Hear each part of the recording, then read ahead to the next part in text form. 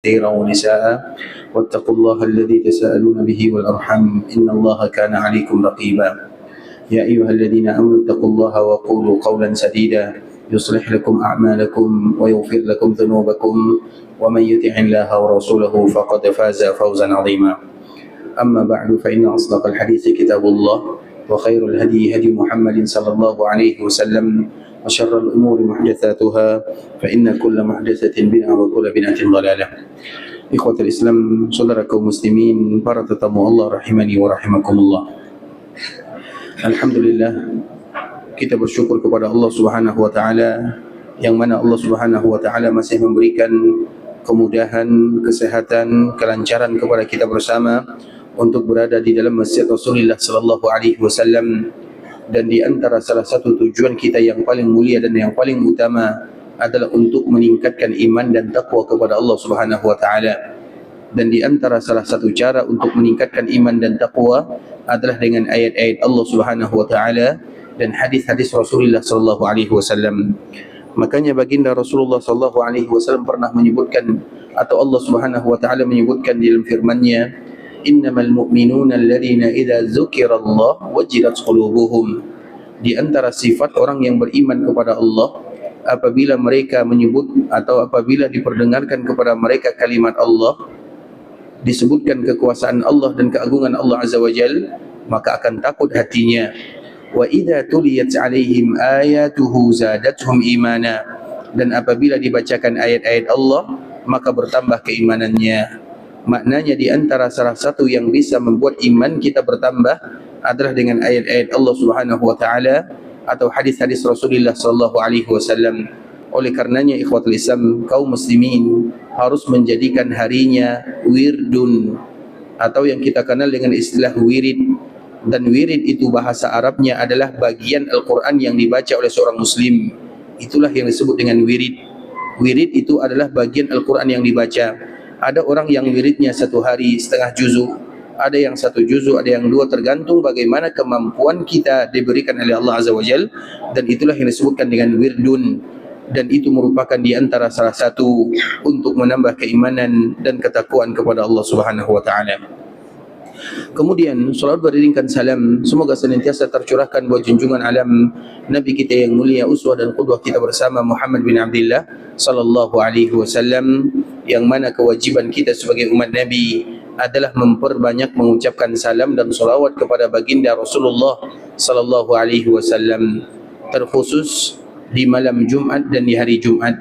Dan sekarang kita berada di malam Jumat, keesokan harinya adalah hari Jumat, hari yang mulia dan dimuliakan oleh Allah Subhanahu wa taala, hari yang dikhususkan oleh Allah untuk umat baginda Muhammad bin Abdullah sallallahu alaihi wasallam. Dan di antara kemuliaan hari Jumat adalah dengan memperbanyak mengucapkan salam dan selawat kepada Rasulullah sallallahu alaihi wasallam. Kalau hari-hari biasa, minimal seorang muslim mereka mengucapkan salam dan selawat kepada Nabi 20 kali satu hari atau satu malam. 10 kali di pagi hari, 10 kali di petang hari. Maknanya satu hari satu malam, yaitu 20 kali. Itu kadar minimal. Maka apabila bertepatan dengan hari Jumat, perbanyaklah berlipat-lipat dibandingkan dengan hari-hari biasa. Itulah yang disebutkan oleh Nabi sallallahu alaihi wasallam, salatu ummati tu'radu alayya fi kulli yaumi jumu'ah. Salawat yang diucapkan oleh umatku akan diperlihatkan, disampaikan kepadaku setiap hari Jumat. Sehingga salawat yang diperbanyak mengucapkan di hari Jumat disebut dengan salawat ma'rudah. Salawat ma'rudah itu maknanya salawat yang diantarkan kepada Nabi sallallahu alaihi wasallam. Semakin banyak salawat yang diucapkan umat kepada Nabi, semakin membuat Nabi bangga dengannya. Maknanya kita bersyukur kepada Allah ketika Nabi bangga kepada kita sebagai umatnya.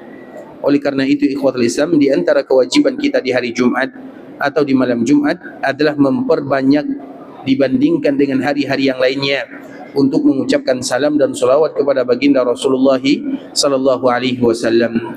Dan kita harus ingat, bagi mereka yang tidak mau melakukannya, ada 3 yang disebutkan oleh Nabi sallallahu alaihi wasallam. Yang pertama disebut dengan orang yang bakhil, dan kita semua tahu hadisnya, al-bakhilu min ummati man dzukirtu indahu wa lam yusalli alaihi. Orang yang bakhil adalah mereka yang bakhil mengucapkan salam dan salawat terkhusus apabila nama Nabi disebutkan. Yang kedua, lebih dahsyat daripada bakhil. Apa kata Nabi sallallahu alaihi wasallam? Minal jafa an uzkar inda rajul falam yusalli alaihi. Di antara bentuk kecintaan seorang muslim sudah kering dan tandus kepada nabinya adalah ketika mereka tidak lagi mau mengucapkan salam dan salawat kepada Nabi. Yang lebih dahsyat lagi, ancaman yang lebih dahsyat lagi daripada dua hadis ini adalah hadis Nabi sallallahu alaihi wasallam, man nasiya salati alayya, siapapun yang lupa mengucapkan salawat kepada Nabi sallallahu alaihi wasallam, maka mereka salah melangkah menuju surga. Maknanya akan dipersulit urusannya di akhirat dan akan sulit dirinya masuk ke dalam surga Allah Subhanahu wa taala. Ini merupakan di antara yang disebutkan oleh Nabi sallallahu alaihi wasallam untuk memberikan motivasi kepada kaum muslimin agar mereka senantiasa memperbanyak mengucapkan salam dan salawat kepada Nabi. Sehingga tiga hadis ini apabila kita balikkan mafhum mukhalafahnya, Nabi menyebutkan orang yang kikir adalah mereka yang kikir bersalawat kepada Nabi. Kebalikannya, orang yang dermawan adalah mereka yang paling banyak mengucapkan salam dan salawat kepada Nabi. Hadis yang kedua, Nabi menyebutkan di antara keringnya cinta, tandusnya cinta seorang muslim, kita balikkan di antara bentuk cinta itu mekar di dalam jiwa dan raga seorang muslim kepada nabinya ketika mereka memperbanyak mengucapkan salam dan salawat kepada Nabi. Kemudian hadis yang ketiga, barang siapa yang lupa mengucapkan salawat kepada Nabi maka salah melangkah menuju surga. Kebalikan hadisnya, barang siapa yang memperbanyak dan tidak melupakan salam dan salawat kepada Nabi akan dimudahkan langkahnya masuk ke dalam surga. Dan itu merupakan di antara salah satu ibadah yang paling mudah. Mengucapkan salam dan salawat kepada Nabi, ibadah yang paling mudah, tapi banyak pahala di dalamnya. Maka rugi orang-orang yang tidak mau mengucapkan salam dan memperbanyak mengucapkan salam dan salawat kepada baginda Rasulullah sallallahu alaihi wasallam. Dan kita selalu mengulang kata-kata ini, Allah tidak perintahkan kita mengucapkan salam dan salawat kepada Nabi, tapi Allah perintahkan kita memperbanyak mengucapkan salam dan salawat kepada baginda Nabi sallallahu alaihi wasallam. Allahumma salli ala Muhammad wa ala ahli baitihi wa ala azwajihi wa dhurriyyatihi كما صليت على إبراهيم وعلى آل إبراهيم إنك حميد مجيد. اللهم بارك على محمد وعلى أهل بيته وعلى أزواجه وذرياته كما باركت على إبراهيم وعلى آل إبراهيم إنك حميد مجيد. Ikhwatul Islam, saudara kaum muslimin, para tetamu Allah rahimani wa rahimakumullah. Kemarin kita telah menjelaskan di antara salah satu keutamaan yang paling mulia dikala kita berada di tanah haram Makkah dan Madinah adalah melaksanakan ibadah salat. Walau secara umum, apapun ibadah yang kita lakukan di tanah haram Makkah dan Madinah, maka pasti akan dilipat gandakan pahalanya semuanya tanpa terkecuali. Mengapa demikian ikhwatul Islam? Karena di antara salah satu kelebihan yang Allah Subhanahu wa taala berikan kepada tanah haram Makkah dan Madinah adalah keberkahan. Tahukah kita apa makna daripada kalimat berkah? Berkah itu maknanya adalah berlebih kebaikannya. Makanya para ulama tafsir, salah satunya adalah Imam Al-Qurtubi rahimahullahu ta'ala menyebutkan setiap kalimat berkah maka harus ada dua terkandung di dalamnya. Kasratul khairi wa dawamu, kebaikannya banyak dan kebaikan itu bersifat abadi untuk selama-lamanya. Dan itu dimiliki oleh Mekah dan Madinah, dimiliki oleh tanah haram. Makanya tanah haram di dalamnya terkandung kebaikan yang sangat banyak, dan kebaikan yang ada di tanah haram sifatnya abadi untuk selama-lamanya. Allah yang memberikan kebaikan, seolah-olah tanah haram itu adalah bonus dari Allah Subhanahu wa taala untuk kaum muslimin. Ibadah yang kita lakukan sama, salatnya sama tapi pahalanya tak sama. Al-Quran yang kita baca juga sama tapi pahalanya tidak sama. Sedekah yang kita berikan juga sama tapi pahalanya tak sama. Semua ibadah yang kita lakukan di tanah haram maka pahalanya dilipat gandakan oleh Allah Subhanahu wa taala. Hanya saja Allah tidak menyebutkan berapa kelipatannya. Maknanya itu merupakan ajang kaum muslimin untuk berlomba-lomba. Sekecil apapun kebaikan yang kita lakukan di tanah haram maka akan dilipat gandakan kalau sekiranya kita melakukan kebaikan. Dan ini perjanjian antara Allah dengan umat Nabi sallallahu alaihi wasallam, khusus untuk umat Nabi, tidak ada pada umat yang lainnya. Perjanjian antara Allah dengan umat Nabi sallallahu alaihi wasallam, siapapun di antara mereka yang melakukan kebaikan dimanapun mereka berada, minimal 10 Allah ganti atau dibalas 10 kali lipat dibalas 10 kali ganda. Itu kalau kita melakukan ibadah di tanah halal. Bagaimana kiranya kalau kita melakukan kebaikan di tanah haram? Tidak mungkin 10 diberikan oleh Allah Subhanahu wa taala. Bisa jadi 100, bisa jadi 1000, bisa jadi 100.000, Allahu a'lam. Yang terpenting ikhwatul Islam, apapun ibadah yang kita lakukan di tanah haram, semuanya akan dilipat gandakan pahala oleh Allah Subhanahu wa taala, semuanya. Oleh karena itu, di antara salah satu tujuan dan cita-cita kaum muslimin adalah untuk memperbanyak melakukan kebaikan, bukan untuk melakukan dosa dan maksiat. Dikala kita berada di tanah haram, kemarin kita telah menjelaskan haram disebut dengan haram agar kita menghormatinya, menjaganya, menjunjung tinggi, dan itu adalah tanda orang yang bertakwa kepada Allah Subhanahu wa taala. Dan ibadah yang kita lakukan di tanah haram semuanya akan dilipat gandakan pahalanya. Tapi berapa, Allahu a'lam. Kemudian di antara ibadah yang disebutkan berapa kelipatan pahalanya itu pun tidak disebutkan secara pasti. Salah satunya adalah ibadah salat. Kemarin kita telah menyebutkan Nabi SAW juga tidak menyebutkan secara pasti berapa keutamaan kalau kita salat di Masjid Nabawi, dan berapa pula keutamaan dikala kita salat di Masjidil Haram. Nabi hanya mengatakan salatun fi masjidi hadza khairun min alfi salah. Orang yang salat di dalam masjidku ini lebih baik daripada 1000. Apakah sama antara kalimat 1000 dengan lebih baik daripada 1000? Tentu tidak sama maknanya. Kalau sekiranya ibadah salat saja kita tidak tahu berapa pahalanya, kita tidak tahu. Nabi hanya menyebutkan lebih baik. Berapa lebih baiknya? Itu tergantung urusan kita dengan Allah Subhanahu wa taala. Semakin sempurna, semakin khusyuk, semakin tumakninah, maka tentu semakin banyak pahala yang disebutkan atau yang diberikan oleh Allah Subhanahu wa taala. Nabi hanya menyebutkan lebih baik. Sama dengan firman Allah Subhanahu wa taala dalam surah yang kita kenal dengan suratul Qadar, khairum min alfi syahrin. Malam Lailatul Qadar itu tidak sama dengan 1000 bulan, tapi lebih baik daripada 1000 bulan. Kalimat lebih baik itu ikhwatul Islam berarti tidak sama. Lebih baik daripada 1000 tak sama dengan 1000. Itu kalau kita salat sendiri. Salat di Masjid Nabawi lebih daripada 1000. Maknanya kadar minimal yang didapatkan seorang muslim dikala mereka salat di Masjid Nabawi itu 1000 minimal. Maksimal tergantung mereka beribadah kepada Allah Subhanahu wa taala. Karena antara kita salat itu tentu tidak sama pahalanya.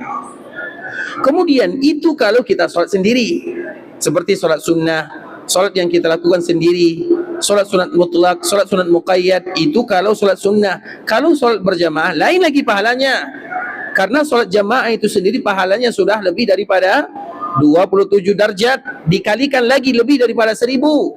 Itu kalau di Masjid Nabawi. Kalau di Masjidil Haram Makkah, Nabi SAW menyebutkan khairum min mi'ati alfi salah, afdalu min mi'ati alfi salah, lebih baik daripada 100.000. 100.000 tak sama dengan kalimat lebih baik daripada 100.000. Bisa jadi 1 juta, 2 juta, 10 juta, 100 juta, Allahu a'lam. Dan itu dikembalikan kepada Allah Subhanahu wa taala, tergantung bagaimana kesabaran kita beribadah. Karena setiap ibadah yang ada kesabaran di dalamnya, maka Allah menyebutkan bighairi hisab.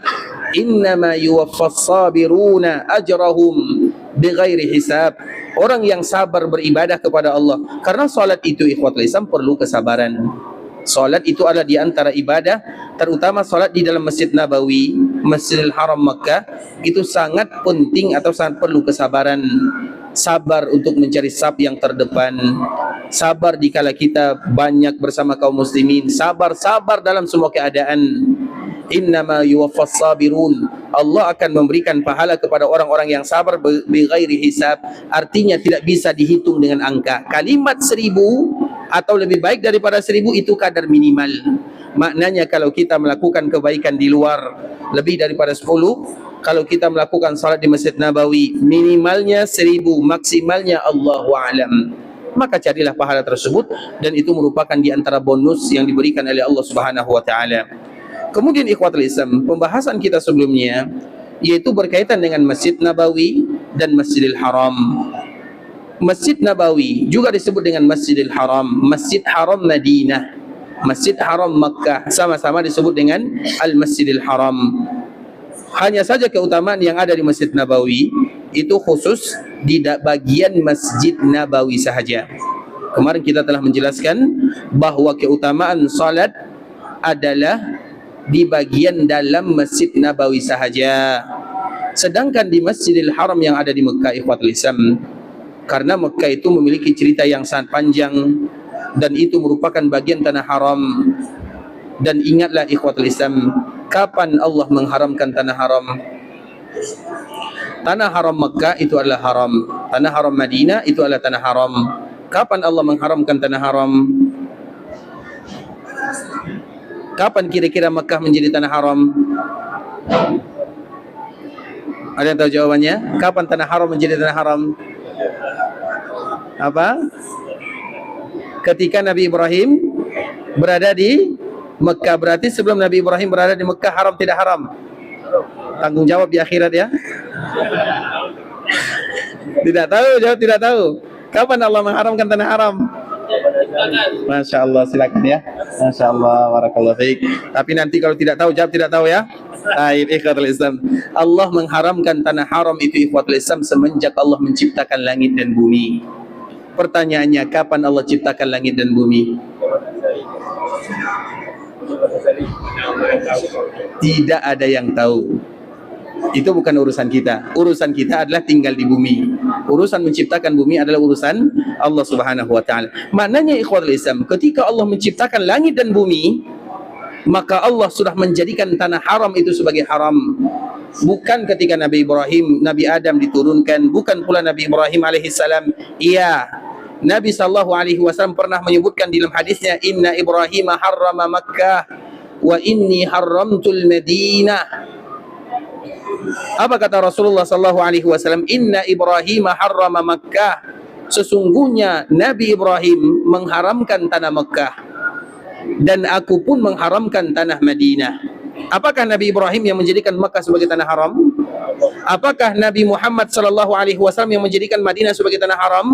Yang menjadikan Makkah haram, yang menjadikan Madinah haram adalah yang menciptakan Nabi Ibrahim dan yang menciptakan Nabi Muhammad SAW. Tapi Nabi mengatakan kalimat ini karena seolah-olah Nabi Ibrahim kembali mengingatkan kepada manusia bahwa tanah haram Makkah ini adalah tanah haram yang harus dihormati. Bukan berarti sebelumnya bukan haram. Begitu juga dengan Nabi SAW. Madinah sudah menjadi haram, namun orang tidak tahu kalau itu adalah haram. Sampai Nabi datang ke kota Madinah, Nabi ingatkan kepada semua manusia yang ada di Madinah bahwa Madinah ini al-Madinatu haram. Madinah itu adalah tanah haram, maknanya hargai, junjung tinggi. Jangan sama perbuatan kalian di tanah haram dengan dikala kalian berada di tanah halal. Dan kita selalu mengatakan ikhwatul Islam, di antara sifat seorang yang beriman kepada Allah, dan kita kemarin telah menyebutkan bahwa semua orang yang datang ke kota Madinah, Allah dan Nabi-Nya telah memberikan pujian. Di antara pujiannya, semua yang datang ke Madinah itu tanda orang-orang yang beriman, bukan hanya sekedar seorang muslim. Karena iman itu tingkat yang tinggi. Muslim, semua kita muslim. Kalau mukmin belum tentu. Bukan semua muslim mereka itu mukmin. Allah Subhanahu wa taala menyebutkan di akhir surah Al-Hujurat, la taqulu amanna walakin qulu aslamna. Jangan kalian pernah mengatakan diri kalian beriman. Mengatakan diri beriman itu sulit. Iman itu, tahukah kita makna iman? Iman itu maknanya lakukan semua kebaikan, tinggalkan semua keburukan. Apakah kita sudah melakukan yang demikian? Tidak ada di antara kita yang berani mengatakan iya. Berarti status kita masih seorang muslim. Dan untuk membezakan ikhwatul Islam, kita selalu mengatakan contoh yang dinukilkan oleh para ulama ya, terutama ulama yang berasal dari Nusantara, Ki Haji Abdul Malik ya. Semua kita tahu siapa orang ini. Dia ikhwatul Islam, dia mengatakan siapapun yang hadir melakukan sholat Jumat, melakukan sholat hari raya Idul Adha, Idul Fitri, maka ketahuilah mereka itu adalah orang-orang muslim. Siapapun yang ikut sholat hari raya Idul Adha, Idul Fitri, hari raya Jumat, maka mereka adalah seorang muslim. Dan siapapun di antara mereka yang ikut sholat berjamaah subuh, maka mereka adalah seorang mukmin. Bisa kita tahu apa beza antara mukmin dan muslim? Orang yang selalu melakukan sholat berjamaah di masjid di waktu subuh, maka mereka mukmin. Orang yang solat Jumat, solat hari raya, Idul Adha, Idul Fitri, maka mereka muslim. Tahu kita bezanya? Kita muslim atau mukmin? Jawab diri sendiri. Dan ukurannya adalah solat subuh berjamaah. Kalau kita solat subuhnya masih jam 7, maka jangan pernah katakan saya seorang mukmin. Karena itu adalah ukurannya. Dan jawabannya kepada diri kita sendiri, ikhwatul Islam. Artinya agar kita tahu, kalimat mukmin itu kalimat yang tinggi derajatnya. Dan Allah berikan kepada kita pujian bahwa siapapun yang datang ke kota Madinah adalah orang-orang yang beriman. Maka jaga keimanan yang sudah ada. Dan di antara sifat orang yang beriman disebutkan oleh Allah dalam surat iman. Makanya di dalam Al-Quran ada namanya surat iman atau surat Al-Mu'minun, surat orang-orang yang beriman. Kalau kita ingin menjadi orang-orang yang beriman, makanya tadi kita menyebutkan siapapun yang berada di Madinah dan datang ke kota Madinah, mereka itu orang beriman. Nabi SAW mengatakan demikian. Apa kata Rasulullah SAW? Innal imana la ya'rizu ilal Madinah kama ta'rizul hayyatu ila juhriha. Sesungguhnya iman itu akan kembali ke kota Madinah sebagaimana ular kembali ke sarangnya. Maknanya iman itu atau kota Madinah adalah sarang iman. Dan iman itu tidak ada iman kecuali amalan yang dilakukan seorang insan. Maknanya setiap insan, setiap jiwa, setiap manusia, setiap hamba yang datang ke kota Madinah, dorongannya adalah iman kepada Allah Subhanahu wa taala. Maknanya mereka yang datang ke kota Madinah karena mereka beriman. Dikala yang datang dari timur, dari barat, dari utara, dari selatan, dari semua penjuru dunia datang ke kota Madinah, berkumpul orang-orang yang beriman di dalamnya, sehingga Madinah disebut dengan markaznya iman. Itulah makna daripada hadis Nabi, innal imana la ya'rizu ilal Madinah. Iman itu akan kembali ke kota Madinah. Maknanya siapapun yang datang ke kota Madinah berarti alasannya adalah karena iman kepada Allah. Artinya Allah berikan kepada kita pujian. Tinggal bagaimana kita menjaga iman. Bagaimana sifat orang-orang yang beriman? Allah Subhanahu wa taala sebutkan di dalam Al-Qur'an. Qad aflahal mu'minun. Ini sifatnya. Alladzina hum fi salatihim khashi'un. Sifat seorang yang beriman yang pertama yaitu mereka-mereka yang khusyuk dalam salatnya. Bukan orang yang salat. Seorang muslim mereka juga salat. Tapi kelebihan orang-orang iman yang mukmin adalah mereka yang khusyuk di dalam salatnya. Dan khusyuk di dalam salat itu ikhwatul Islam, khusyuk itu maknanya tentunya mereka betul-betul menghadirkan hatinya di dalam salat. Karena banyak di antara kita yang salat, dan ketahuilah syaitan paling banyak mengganggu seorang hamba ketika mereka salat. Syaitan paling banyak mengganggu seorang hamba dikala mereka salat, sehingga seorang hamba tidak tahu kecuali assalamualaikum sahaja. Mereka tidak tahu apakah mereka solat, jumlah bilangannya, rakaatnya, kecuali setelah imam mengatakan assalamualaikum. Karena memang itu adalah momen syaitan mengganggu. Sehingga kekhusyukan itu ikhwatul Islam diawali dari awal-awal. Bukan hanya solat. Orang yang khusyuk dalam solat berarti ada muqaddimahnya. Bagaimana dia melangkah di dalam solat atau melaksanakan ibadah solat. Kemudian bagaimana wudunya, bagaimana dia berjalan menuju rumah Allah Subhanahu wa taala, baru nanti khusyuk itu finalnya. Karena seseorang tidak mungkin khusyuk tanpa gerakan sebelumnya. Jadi khusyuk itu finalnya. Kemudian apa kata Allah di antara sifat orang yang beriman? Yang pertama, alladzina hum fi salatihim khashi'un, orang yang khusyuk. Yang kedua, walladzina hum 'anil lagwi muridun. Ini dia yang kita bahas. Di antara sifat orang yang beriman adalah mereka yang lalai dari yang menyibukkan, mereka yang berpaling dari yang bisa melalaikan. Itu ada di antara sifat seorang yang beriman. Maknanya orang yang beriman tidak main game. Contoh, itu sifat orang yang beriman. Mohon maaf ya kalau terkena semuanya ya. Orang yang beriman tidak lalai dengan Instagram. Orang yang beriman tidak lalai dengan Facebooknya. Orang yang beriman tidak lalai dengan media sosialnya. Mereka lebih fokus dengan dunia nyata dibandingkan dunia maya. Itu di antara sifat orang yang beriman. Ini baru sifat orang yang beriman. Di antara sifat orang beriman, ketika mereka datang ke kota Madinah, maka mereka tidak sibuk dengan perkara-perkara yang bisa melalaikan mereka dari beribadah kepada Allah. Kita selalu memberikan contoh, ini contoh yang selalu kita angkat dan semoga bisa memberikan manfaat. Di tempat bilik, kamar, hotel biasanya ada televisi, TV. Kemudian pencinta bola nonton bola. Boleh atau tak boleh? Boleh atau tak boleh? Boleh atau tak boleh? Boleh, tak ada salahnya. Tapi pantas atau tak pantas? Pantas atau tidak? Kalau nonton bola saja tak pantas kita lakukan di tanah haram, apalagi apa? Apalagi yang lebih parah daripada itu. Jadi seorang yang mukmin itu ikhwatul Islam bukan mengerjakan yang wajib atau yang sunnah, tapi mereka berusaha meninggalkan yang mubah. Itu baru disebut dengan seorang mukmin. Ketika kita berusaha meninggalkan yang mubah, mubah itu boleh dilakukan.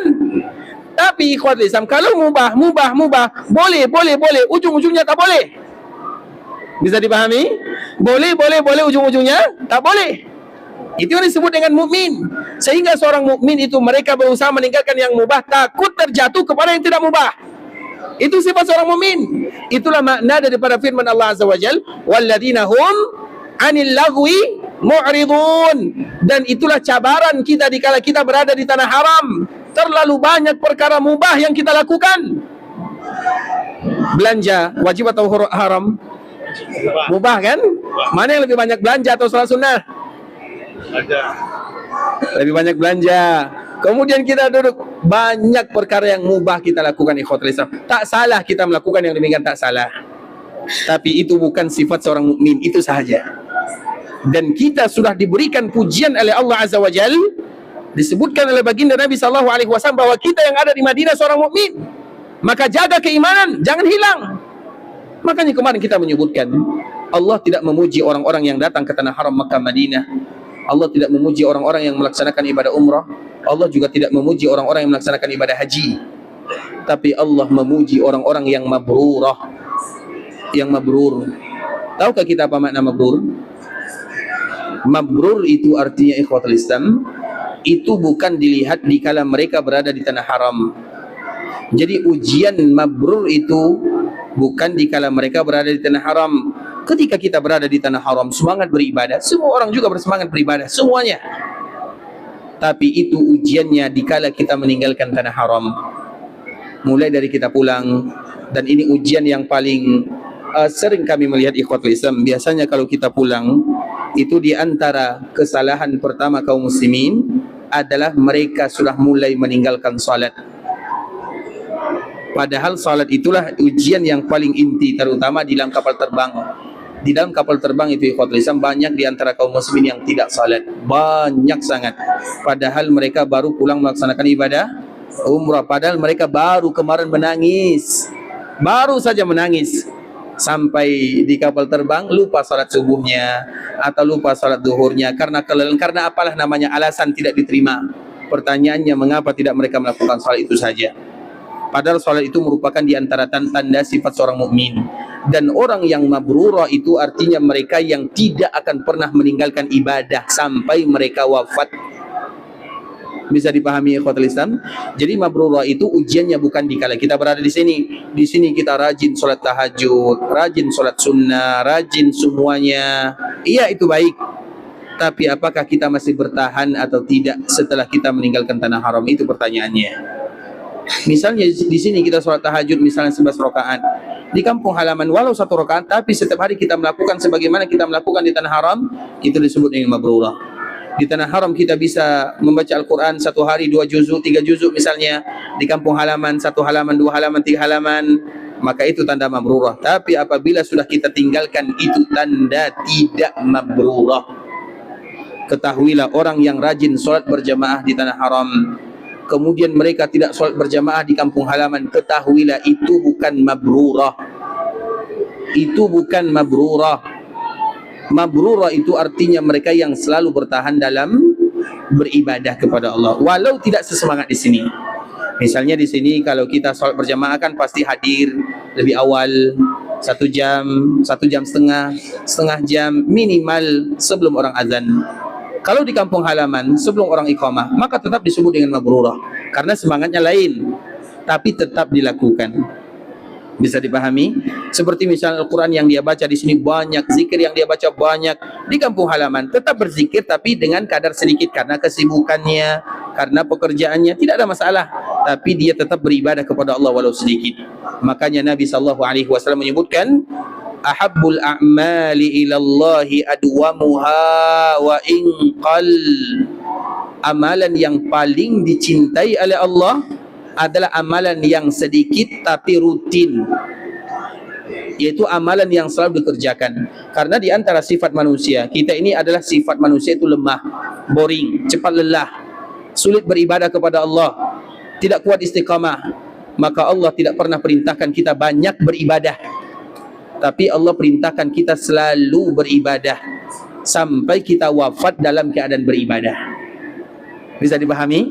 Allah tidak perintahkan kita banyak beribadah, tapi Allah perintahkan kita selalu beribadah. Antara banyak dengan selalu lain. Ada orang yang bersedekah satu hari 100 real, satu hari 10 real. Ada orang yang bersedekah 1000 real, tapi satu kali satu bulan. Mana yang lebih bagus? Dua-duanya. Bagus? Mana yang bagus? Yang paling bagus 1000 real tiap hari. Kalau bisa, kan mudah kan bagi mereka yang diberikan kelebihan oleh Allah Azza wa Jalla. Tapi kalau kita tidak sanggup hanya 1 real satu hari, maka lakukanlah. Tapi selalu ada setiap harinya. Daripada 1 kali 1 bulan, kemudian kita bersedekah 100 real, 1000 real, bahkan ada yang 2000 real, ada yang 5000 real, tapi 1 kali 1 bulan itu tak bagus sifat Islam. Artinya dibandingkan dengan yang rutin, lebih bagus orang yang 1 real tapi setiap hari. Kenapa demikian? Karena bisa jadi hari itu dia bersedekah 1 real, hari itu juga malaikat maut datang mencabut nyawanya, dan dia wafat dalam keadaan bersedekah. Itu yang diinginkan oleh Nabi SAW, dan itulah yang disebut dengan mabrurah. Jadi mabrurah itu artinya orang yang selalu beribadah walau sedikit. Oleh karenanya ikhwatul Islam, kita kembalikan kepada tajuk pembahasan yang tadi kita sebutkan. Nah, Allah telah memberikan pujian kepada kita yang ada di kota Madinah. Siapapun yang datang ke kota Madinah, mereka itu adalah orang-orang yang beriman. Tinggal mereka menjaga keimanan yang sudah ada. Bagaimana cara kita menjaga iman? Nah, disebutkan tadi sifat orang-orang beriman. Hafalkan ini ikhwatul Islam. Nanti bisa kita baca semuanya. Di antara sifat orang-orang beriman itu ada sifat disebutkan oleh Allah Subhanahu wa taala. Kita sebutkan secara ringkas saja.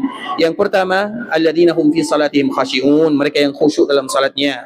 Walladzina hum 'anil lagwi mu'ridun, mereka yang lalai dari perkara yang lagha. Artinya mereka yang tidak sibuk dengan perkara yang mubah. Tidak sibuk bermain-main, tidak sibuk seperti yang tadi kita contohkan, itu sifat seorang mukmin. Kemudian yang ketiga, walladzina hum lizzakati fa'ilun, mereka yang selalu menunaikan zakat. Zakat itu semuanya. Ada zakat wajib, ada zakat sunnah, ada zakat semuanya. Karena zakat itu maknanya adalah kesucian. Maknanya orang yang berzakat mereka mensucikan dua. Yang pertama, mereka sucikan jiwanya dari tamak dan rakus. Dan yang kedua, mereka mensucikan hartanya dari yang tidak halal. Kemudian yang keempat, di antara sifat orang yang beriman, walladzina hum li furujihim hafizun, mereka yang menjaga di antara kedua pahanya. Karena memang Nabi SAW pernah menyebutkan, kalau kalian jamin untukku dua, aku jamin untuk kalian surga, yaitu di antara kedua paha dan di antara kedua jenggot. Karena dua inilah yang paling banyak menyebabkan kita masuk ke dalam api neraka. Padahal ikhwatul Islam disebutkan di dalam Al-Quran bahwa pintu neraka itu ada berapa? Pintu neraka ada berapa? Ada 7. Pintu surga ada berapa? 8. Ada 8. Berarti seolah-olah lebih mudah masuk surga atau masuk neraka? Masuk surga itu mudah atau susah? Mudah ikhwatul Islam. Masuk surga itu mudah. Yang susah itu amalannya. Beramal yang susah. Tapi secara umum dibandingkan antara surga dengan neraka, ikhwatul Islam paling mudah masuk surga dibandingkan dengan masuk neraka. Makanya pintunya lebih banyak dibandingkan dengan neraka. Kemudian pintu neraka 7 ini, sebagian para ulama menyebutkan kenapa 7? 7 itu apakah nama pintunya atau nama nerakanya atau apanya? Sebagian para ulama menyebutkan 7 itu maknanya yang paling banyak menyebabkan seseorang masuk ke dalam api neraka. Yang pertama, kedua matanya. Yang kedua, lisannya. Yang ketiga, telinganya. Yang keempat, kedua tangannya. Yang kelima, kedua kakinya. Yang keenam, perutnya. Yang ketujuh, antara dua pahanya. Dari 7 ini, yang paling banyak menyebabkan seseorang masuk neraka itu antara kedua pahanya dan antara dua lisan, antara dua jenggotnya, kata Nabi SAW. Makanya Nabi SAW menyebutkan, kalau kalian jamin untukku dua ini, antara dua jenggot dan antara dua paha, aku jamin surga. Maknanya kalau kita berhasil menjamin ini, wajib masuk surga. Itu istilahnya, Nabi yang jamin kalau kita berhasil. Dan salah satunya antara dua paha, dan itu adalah di antara salah satu yang paling berat, antara dua paha dan antara dua jenggot. Antara dua jenggot ini ikhwatul Islam juga tidak. Makanya Mu'adz bin Jabal radhiyallahu taala anhu pernah bertanya, "Ya Rasulullah, apakah seseorang dimasukkan ke dalam neraka gara-gara lisannya?" Apa kata Nabi sallallahu alaihi wasallam? "Saqilatka ummuk wa hal yakubbun nas." Wahai Mu'adz, saqilatka ummuk, itu kalimat yang marah istilahnya. Bukankah seseorang yakubbun nas itu artinya mereka yang tidak menjaga lisannya masuk neraka? Itu bukan masuk, tapi dilemparkan berbolak-balik, dihinakan karena lisannya. Pernah ikhwatul Islam, Nabi sallallahu alaihi wasallam, para sahabat mengatakan, "Ya Rasulullah, ada salah seorang wanita." Ini secara umum ya, masuk laki-laki juga di dalamnya. Ada salah seorang wanita rajin sholat malam, rajin berpuasa, banyak sedekahnya, banyak amalannya, tapi lisannya pedas. Apa kata Nabi? "Hiya finnar." Dia berada di dalam api neraka. Karena biasa yang lisannya pedas adalah wanita. Berarti kalau ada laki-laki yang lisannya pedas, berarti dia wanita. Itu kebiasaannya. Makanya dalam hadis ini disebutkan wanita, karena memang itu sifatnya. Dan itulah yang paling banyak menyebabkan masuk mereka masuk ke dalam neraka Allah Azza wa Jalla. Kemudian disebutkan lagi, "Ya Rasulullah, ada orang yang seorang wanita, dia sholatnya biasa, tidak ada sholat sunnahnya, sholat wajib saja 5 waktu. Kemudian puasanya puasa Ramadan saja, tapi lisannya dijaga." Apa kata Nabi? "Hiya fil jannah." Dia berada di dalam surga Allah Subhanahu wa taala. Begitu juga di antara kedua paha ikhwatul Islam itu berat sekali. Makanya di antara sifat seorang mukmin, walladzina hum li furujihim hafizun, dan mereka yang menjaga antara kedua pahanya, illa ala azwajihim aw ma malakat aymanuhum fa innahum ghairu malumin, kecuali terhadap istri-istrinya atau terhadap budaknya, maka mereka tidak tercela. Famani ibtagha wara'a dzalika faulaika humul adun. Barang siapa yang melakukan lebih daripada itu, selain daripada tadi yang diizinkan oleh Allah Azza wa Jalla, mereka adalah orang-orang yang melampau. Kemudian apalagi ikhwatul Islam, di antara sifat yang kelima orang mukmin, walladzina hum li amanatihim wa ahdihim ra'un. Orang yang jaga amanah, yang tepat janji. Itu sifat seorang mukmin. Kemudian apalagi, walladzina hum ala salawatihim yuhafizun. Dan mereka yang menjaga waktu salatnya. Di awal, di antara sifat orang mukmin, mereka yang khusyuk dalam salatnya. Di akhir, mereka yang menjaga waktu salatnya. Jadi diawali dengan salat, ditutup dengan salat, agar kita tahu salat itu yang terpenting.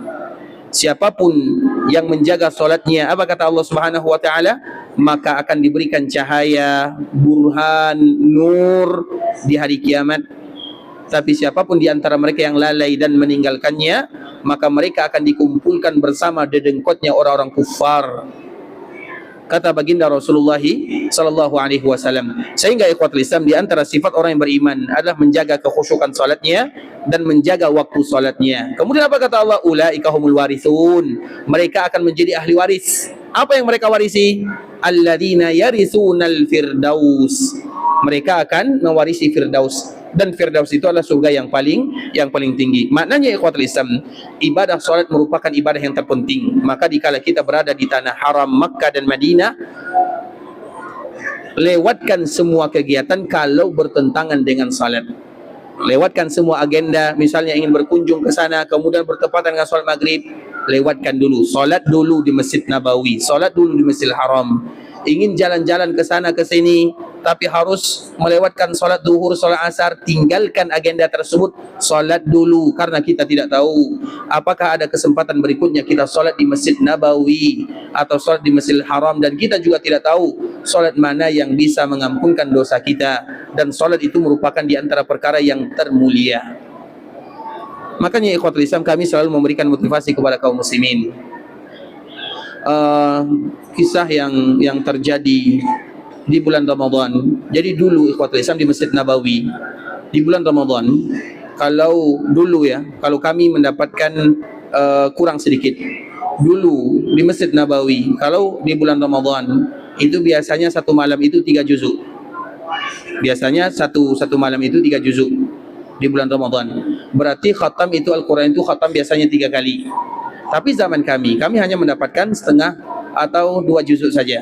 Dan sekarang ini, terutama bagi kita yang umrah di bulan Ramadan, dan semoga Allah berikan kesempatan tersebut kepada kita bersama. Kemudian kalau mereka sholat tarawih, sekarang sholat tarawihnya sudah mulai ringan. Dulu jumlahnya 20, sekarang jumlahnya 10. Kalau dulu lebih daripada 20, sekarang 10. Dan 10 itu dibaca satu halaman kurang lebih. Artinya kadang tak sampai 1 juzuk dalam satu malam. Kalau dulu ikhwatul Islam 3 juzuk. Kuat 3 juzuk? 3 juzuk itu lama ikhwatul Islam, bisa jadi 3 sampai 4 jam. Nah, kemudian apa kata dosen kami ini? Kita selalu menceritakan kisah ini yang motivasi bagi kita bersama. Tiba-tiba dosen kami ini dia mengajar di Masjid Nabawi ya. Namanya Profesor Dr. Syekh Abdul Razak bin Abdul Muhsin Al-Badar, hafizahumullah taala, salah seorang ulama yang mengajar. Ayahnya mengajar di Masjid Nabawi bagian hadis, anaknya juga mengajar di Masjid Nabawi. Ayahnya sekarang sudah tidak kuat lagi mengajar karena umurnya lebih daripada 95 tahun, tak kuat lagi. Sedangkan anaknya sekarang Syekh Abdul Razak masih diberikan kekuatan oleh Allah Azza wa Jalla.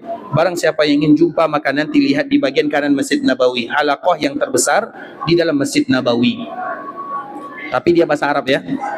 Terlepas daripada itu semua ikhwatul Islam, dia menceritakan dulu ketika aku masuk ke dalam Masjid Nabawi melakukan sholat tarawih, maka tiba-tiba datang salah seorang yang berasal dari Asia Tenggara, dari daerah kita. Dia masuk ke Masjid Nabawi dan dia menggunakan tongkat karena kakinya tinggal 1. Jadi dia masuk ke Masjid Nabawi menggunakan tongkat karena kakinya 1. Kemudian kebetulan apa kata Syekh ini? Dia itu adalah guru yang tidak pernah aku lupakan untuk selama-lamanya. Walau dia tidak kenal dengan diriku dan aku tidak kenal dengan dirinya. Sampai sekarang aku tidak kenal, tapi aku doakan dirinya. Karena seorang mukmin saling mendoakan satu dengan yang lainnya walau mereka tidak kenal. Kemudian ikhwatul Islam, apa kata Syekh ini? Ketika orang ingin salat, aku duduk menunggu orang salat Isya atau salat tarawih. Sebelum salat tarawih ada orang yang salat sunnah, salat ini. Maka orang ini salat sunnah, kemudian dia letakkan tongkatnya. Kemudian Syekh mengatakan dia mungkin meletakkan tongkatnya karena salat sunat 2 rakaat dan waktunya cuma 5 menit saja. Maka bisa jadi dia kuat berdiri 5 menit dengan 1 kaki. Kemudian ketika sholat tarawih dimulai, 1 juzuk, 2 juzuk, 2 juzuk, 3 juzuk, bahkan sampai 3 juzuk setengah. Apa kata Syekh?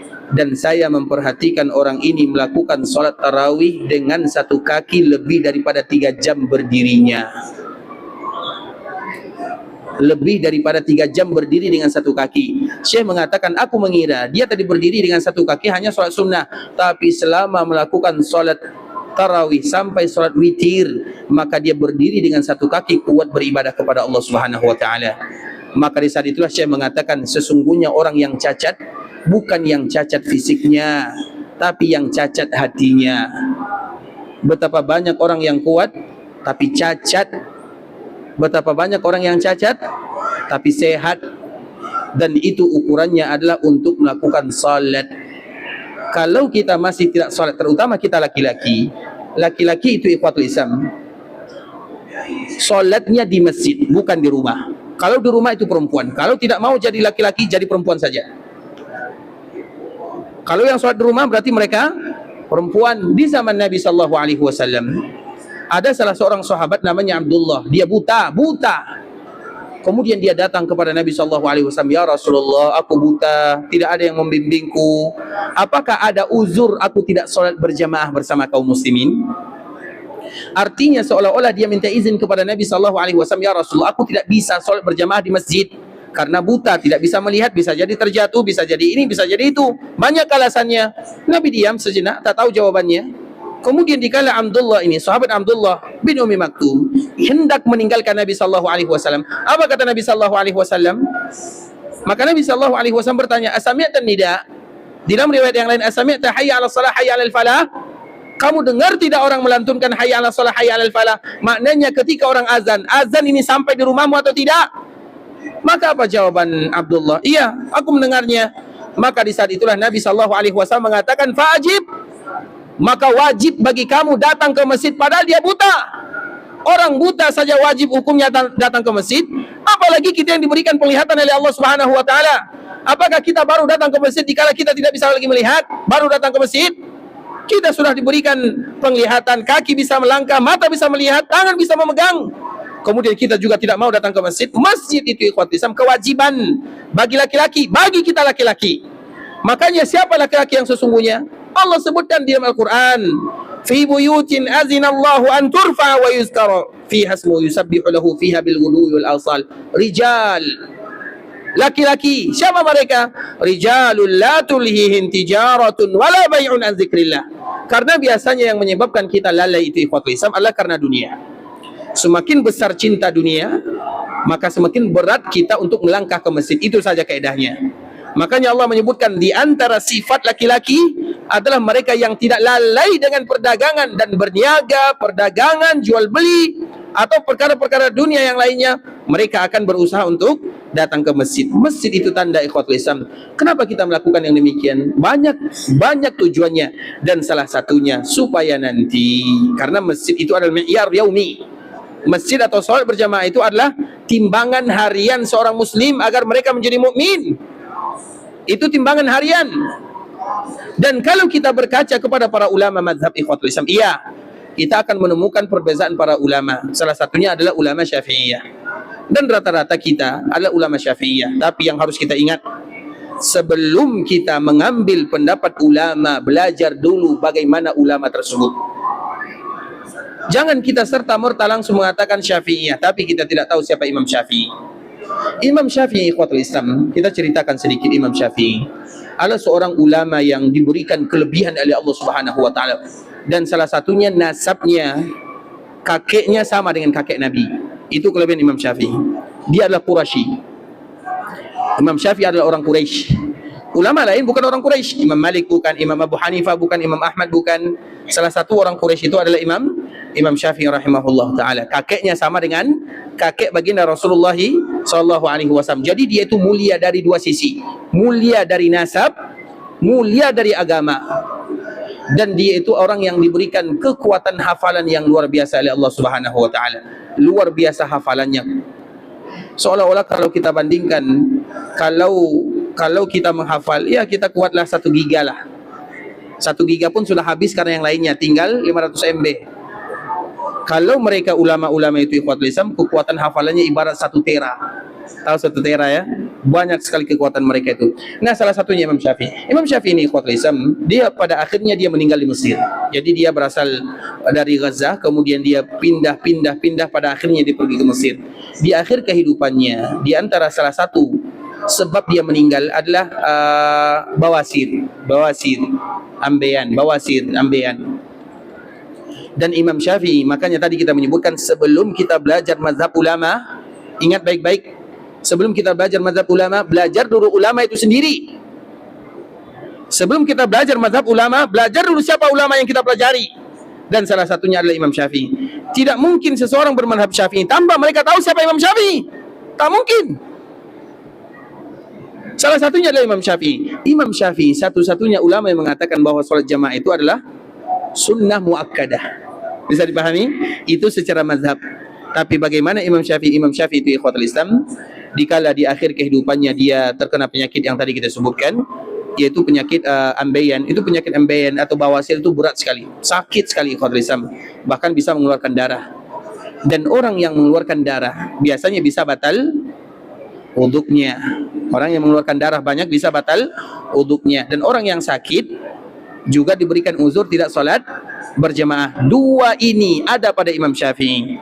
Uzur karena darahnya, uzur karena sakitnya. Tapi tahukah kita ikhwatul Islam, apa yang dilakukan oleh Imam Syafi'i? Dia marah kepada muridnya yang menegurnya, wahai imam, engkau diberikan keringanan untuk tidak sholat berjamaah bersama kaum muslimin. Apa jawaban Imam Syafi'i? Sejak kapan engkau melihat diriku? ketika azan berkumandang, aku solat di rumah, tidak solat di dalam rumah Allah Subhanahu wa taala. Itu Imam Syafi'i. Makanya sebelum kita belajar tentang mazhab Imam Syafi'i, belajar dulu tentang Imam Syafi'i itu sendiri. Paham? Makanya ikhwatul Islam, kalau kita misalnya mengatakan, Ustaz, kan perbezaan para ulama solat berjamaah, solat ini kan ada perbezaan para ulama. Iya, para ulama berbeza, tapi harus kita ingat, sebelum mereka berbeza, mereka bersepakat dulu. Semuanya sepakat. Salah satunya adalah solat berjamaah. Nah, maknanya ikhwatul Islam, dikala kita berada di tanah haram Makkah Madinah, itu latihan bagi kita bersama, melatih diri untuk solat berjamaah nanti setelah kita pulang ke kampung halaman. Tanpa ada alasan. Alasan biasanya kita tidak solat jamaah apa ikhwatul Islam? Masjid jauh. Kalau masjid jauh, bikin masjid di samping rumah. Kalau tidak bisa bangun yang kecil, bangun yang besar. Tidak bisa bangun mushola, bangun masjid. Tidak ada alasan. Dan membangun masjid itu ikhwatul Islam tak mesti ada atap, ada dinding, tak mesti. Penting garisnya saja, tandanya ini masjid selesai. Solat di sana. Kalau alasannya jauh. Kalau alasan pekerjaan, ingat ikhwatul Islam, di antara salah satu rezeki dimudahkan, pekerjaan dilancarkan adalah gara-gara solat. Semuanya. Dan kita selalu mengatakan ikhwatul Islam, ada pesan Nabi Nuh kepada anaknya. Nuh perintahkan kepada anaknya wasiat. Jadi dua perintah, dua larangan. Perintah yaitu mengucapkan la ilaha illallah dan senantiasa mengucapkan subhanallah, yaitu kalimat-kalimat yang dibaca di dalam salat. Kemudian larangan melakukan kesyirikan dan kesombongan. Itu pesan Nabi Nuh kepada anaknya. Nah, di dalam riwayat ini disebutkan ikhwatul Islam, di antara salah satu rezeki dilancarkan, urusan dimudahkan adalah dengan melaksanakan ibadah salat. Terutama dikala kita berzikir kepada Allah Subhanahu wa taala. Makanya ikhwatul Islam, tidak ada alasan bagi kita untuk tidak sholat berjamaah bersama kaum muslimin. Dan sekarang dikala kita berada di tanah haram, kita berlatih. Sekarang apalagi sekarang musim dingin, sejuk, air itu sangat sejuk ikhwatul Islam. Kemudian kita tetap berwudu, kemudian kita tetap berjalan ke Masjid Nabawi, kita tetap datang ke Masjidil Haram. Di daerah kita alhamdulillah cuacanya normal. Tidak di sini kalau sejuk sangat, kalau di sini panas sangat. Kalau di kampung kita alhamdulillah mudah. Semuanya mudah, dimudahkan oleh Allah Subhanahu wa taala. Apa alasan kita tidak melakukan salat berjamaah bersama kaum muslimin? Oleh karena itu ikhwatul Islam, Nabi sallallahu alaihi wasallam menyebutkan, salatun fi masjidi hadza khairum min alfi salatin fi ma siwa illa al-masjidil haram. Orang yang salat di masjidku ini lebih baik daripada 1000, bukan 1000. Maknanya jangan pernah melakukan salat kecuali di dalam Masjid Nabawi. Begitu juga dengan solat sunnah. Padahal kita tahu solat sunnah itu hukum asalnya lebih bagus kita lakukan di tempat kita masing-masing. Tapi kalau dikala kita berada di Masjid Nabawi, kita ingin mengambil keberkahan darinya. Karena memang Masjid Nabawi ini dilebihkan pahala oleh Allah Subhanahu wa taala. Kemudian di Masjid Nabawi itu khusus di bagian dalam masjid. Sedangkan di Masjidil Haram itu semua bagian tanah haram masuk disebut dengan Masjidil Haram. Dan inilah pembahasan yang akan kita bahas. Jadi dari awal sampai sekarang itu baru muqaddimahnya. Sekarang ini intinya. Karena kemarin kita membahas tentang masalah Masjidil Haram kan? Tapi masalahnya waktu tinggal sedikit. Jadi masalahnya di sana ikhwatul Islam. Kemudian ikhwatul Islam kita lanjutkan sedikit saja. Kalimat Masjidil Haram itu bisa jadi untuk Mekah, bisa jadi untuk Madinah. Tapi lebih kuat kepada Mekah Al-Mukarramah.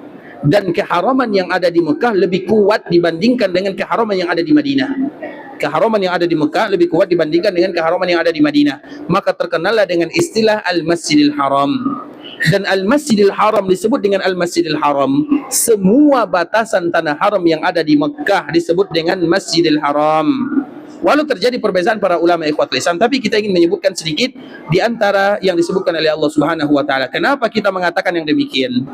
Allah Subhanahu wa taala menyebutkan di dalam surat Bara'ah ayat 27 atau ayat 28, ya ayyuhalladzina amanu innamal musyrikuuna najasun fala yaqrabul masjidal haram ba'da 'amihim hadza. Allah mengatakan, wahai orang-orang yang beriman, sesungguhnya orang-orang musyrikun itu adalah najas, bukan najis. Kalau najis zatnya yang najis, kalau najas itu hatinya yang salah. Karena orang-orang musyrikun itu ikhwatul Islam. Kenapa disebut dengan musyrikun itu najas? Karena orang-orang musyrikun itu mereka orang yang kenal dengan Allah. Orang musyrikun kenal Allah atau tidak? Orang musyrikun mereka kenal Allah atau tidak? Kenal. Mereka beribadah kepada Allah atau tidak? Orang musyrikun beribadah kepada Allah. Kalau tidak beribadah kepada Allah tidak disebut dengan musyrikun. Orang yang tidak beribadah kepada Allah disebut dengan kafirun. Tapi kalau orang beribadah kepada Allah disebut dengan orang yang musyrikun. Mereka adalah orang yang beribadah kepada Allah tapi juga beribadah untuk selain Allah, maka disebut dengan musyrikun. Kalau orang yang beribadah untuk selain Allah, tidak ada Allah di dalamnya, maka disebut dengan kafirun. Tapi kalau mereka beribadah kepada Allah dan juga beribadah untuk selain Allah, maka disebut dengan musyrikun. Allah sebutkan di dalam ayat ini karena ayat ini adalah ayat bara'ah. Bara'ah itu maknanya ayat berlepas diri. Satu-satunya ayat di dalam Al-Quran yang tidak diawali dengan basmalah. Kalau kita tengok ayat ini, ikhwatul Islam, tidak boleh kita baca basmalah. Kenapa demikian? Yang pertama alasannya karena memang seperti itu yang ditulis. Kita hanya sekedar mengikut tulisan mushaf yang sampai kepada kita seperti itu, tidak ada basmalahnya, maka kita tidak baca basmalah. Yang kedua, para ulama menyebutkan surat Bara'ah itu sebelumnya adalah suratul Anfal. Nah, suratul Anfal dengan surat Bara'ah itu masih nyambung, masih satu surat. Makanya kalau satu surat tidak boleh atau tidak dibaca basmalah, karena kaedahnya ikhwatul Islam, apabila kita membaca Al-Quran di awal ayat dianjurkan kita membaca a'udzubillah dan basmalah. Tapi apabila kita baca Al-Quran di pertengahan ayat, maka dianjurkan kita hanya membaca ta'awuz tanpa basmalah. Paham? Misalnya kita membaca ya ayyuhan nasu u'budu rabbakumul ladzi khalaqakum wal ladzina min qablikum la'allakum tattaqun. Ini surat apa? Surah Al-Baqarah. Kemudian kalau kita ingin baca surah ini, a'udzubillahi minasyaitonir rajim. Ya ayyuhan nasu u'budu rabbakumul ladzi khalaqakum wal ladzina min qablikum, tanpa kita mengatakan a'udzubillahi minasyaitonir rajim, bismillahirrahmanirrahim. Karena bismillah itu hanya dibaca di awal ayat. Itulah alasannya. Karena Bara'ah ini sambungan daripada suratul Anfal, maka dia tak dibaca basmalah. Dan kita harus bezakan antara basmalah dengan tasmiyah. Tasmiyah bukan basmalah, basmalah bukan tasmiyah. Basmalah itu sampai ujung, bismillahirrahmanirrahim, itu basmalah. Kalau tasmiyah hanya kalimat bismillah. Dikala kita pakai baju, kita baca basmalah atau tasmiyah? Tasmiyah. Berarti kalau kita pakai baju, bacanya adalah bismillah karena tasmiyah. Kalau kita minum, baca basmalah atau tasmiyah? Kalau kita minum, tasmiyah atau basmalah? Siapa yang jawab, angkat tangan dan tanggung jawab. Sebutkan alasannya. Siapa yang jawab? Baik. Tasmiyah atau basmalah? Tasmiyah, apa alasannya? Apa? Samillah wa qul. Apa itu? Samillah wa qul biyaminik. Apa? Iya, saya tahu maknanya, tapi itu kalimat apa? Siapa yang mengatakan kalimat ini? Hadis siapa? Rasulullah kepada siapa? Anak siapa namanya? Lupa. Karena lupa ini hadiahnya. Baik, barakallahu fiik. Ini hadiahnya tebal nih. Masya Allah, barakallahu fiik. Semoga bisa memberikan manfaat ya. Harus kita bezakan antara basmalah dengan tasmiyah. Tasmiyah itu bismillah. Minum air itu bismillah. Kenapa bismillah? Nabi yang kata. Begitu juga kalau makan baca tasmiyah, bukan basmalah. Kalau basmalah sampai ujung bismillahirrahmanirrahim itu basmalah. Tapi kalau tasmiyah bismillah langsung minum airnya. Bismillah langsung makan nasinya. Bisa dibedakan? Begitulah agama mengatur ikhwatul Islam. Ustaz, kenapa demikian? Tanya sama Nabi, jangan tanya sama saya. Karena Nabi yang beritakan demikian. Bismillah, samillah. Samillah itu maknanya tasmiyah. Tasmiyah itu bismillah. Nah, sedangkan baca Quran itu basmalah. Harus kita bezakan antara basmalah dengan tasmiyah. Bismillahirrahmanirrahim. Sehingga kenapa dalam surah Bara'ah tidak ada bismillah? Karena dia sambungan daripada surah Al-Anfal. Kemudian alasan yang ketiga ikhwatul Islam, mengapa di dalam surah Bara'ah ini tidak ada basmalahnya? Karena Bara'ah itu maknanya berlepas diri. Allah berlepas diri dari orang-orang musyrikun. Tegas. Bismillahirrahmanirrahim itu tanda kasih sayang. Antara bismillah dengan awal ayat tidak bersambung. Bisa dipahami? Kenapa demikian ikhwatul Islam? Karena ayat ini diturunkan oleh Allah ketika haji diwajibkan. Kapan haji diwajibkan? Kapan haji diwajibkan? karena tidak tahu esok lagi kita sambung lagi. Tapi ikhwatul Islam, sampai di sini pembahasan yang bisa kami jelaskan. Yang benar dari Allah Subhanahu wa taala, yang salah dari diri kami pribadi karena kurangnya ilmu kami, karena kebodohan, karena kejahilan, karena ketidaktahuan kami. Kami mohon maaf kalau ada kata-kata yang salah, kalimat-kalimat yang kurang tepat, bahasa-bahasa yang kurang bagus. Kami mohon dimaafkan, dan kita senantiasa memberikan motivasi kepada kaum muslimin, mengingatkan akan hadis Nabi sallallahu alaihi wasallam, terkhusus bagi kita yang ada di kota Madinah. Ingatlah ikhwatul Islam, di antara tempat yang malaikat berlomba-lomba untuk datang adalah majelis ilmu. Apalagi dikala kita berada di masjid, apalagi dikala kita berada di Masjid Nabawi, masjid yang termulia setelah Masjidil Haram.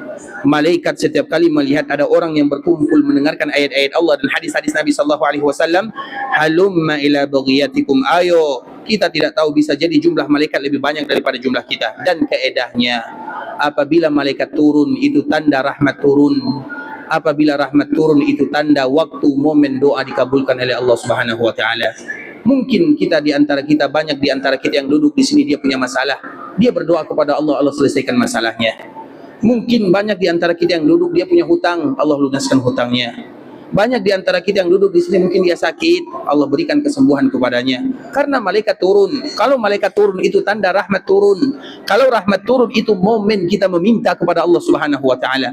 Betapa banyak orang yang dimudahkan urusannya, dilancarkan perkaranya, diberikan keberkahan dalam rezekinya karena dia duduk di tempat-tempat malaikat duduk. Kita duduk di tempat malaikat duduk, apalagi di Masjid Nabawi. Ditambah lagi, siapapun yang datang ke Masjid Nabawi untuk belajar agama, maka dia sama dengan orang yang sedang berjihad di jalan Allah Subhanahu wa taala. Jangan lupakan hadis ini.